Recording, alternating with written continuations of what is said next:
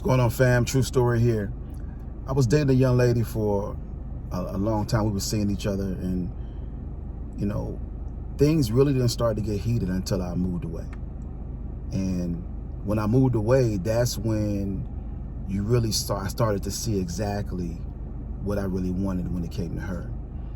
One of the things that a lot of us do is that it's not about options, it's really about what's best for you and the stability. And the move that I made was, for a job and really for me to, just really restart my life and restructure some things. And, as time went on, I saw a future with her.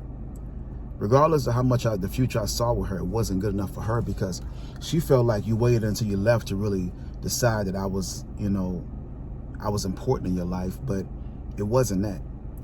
I think along the way, you have to really do what's best for you.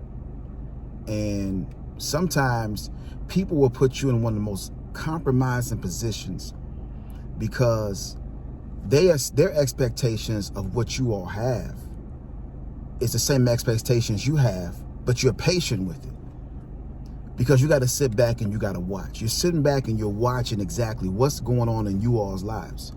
How does she fit in the parameter of what you're trying to accomplish, your goals, your dreams, and you're moving forward, and she's doing the same exact thing. Some people will already have you down the aisle before you all even become an item. And we have to be patient with that. So as time went on, I would come to town, we would, get together, date, we have a nice time together, but that wasn't enough. And it wasn't even enough for me to even tell her that, hey, possibly we can actually see where this thing goes because I'm really starting to feel you and I see something. And for me to say that, it took a lot for me. The reason being is because when a man gets hurt, it's different than a woman. It's way different than a woman. A woman can bounce back, and I get it. Her emotions are all over the place. But when a man gets hurt, it's completely opposite. And because of my past, because of what I went through, I was really protecting myself and protecting, making sure that she was the right fit for my destiny, my purpose. And let's just say it wasn't enough. It wasn't enough because I wasn't in a location.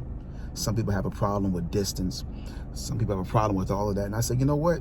Because of the way I work and where I work, you can actually come see me every weekend. I can come see you. We can meet up halfway or whatever. You see, when you love someone and you want something, you go to the extreme in order to make it work. You'll do whatever it takes to make it work. Everybody's not built for that. They got to be in the same area. They got to wake up. They got to see each other, whatever. And here's the thing, you all. It could have been temporary. But because one person was not willing to take the chance, to take the leap, to see exactly where it went, it never went to where it would have went just because of what she wanted. People want you to uproot your whole life, leave your job, leave your family, leave everything behind for them. And at the same exact time, it's your life and you have to be confident. You have to make sure that this is the right situation. Who's to say I would have uprooted and moved and restarted and restructured my whole life, or even had her come to where I was and it would have worked out?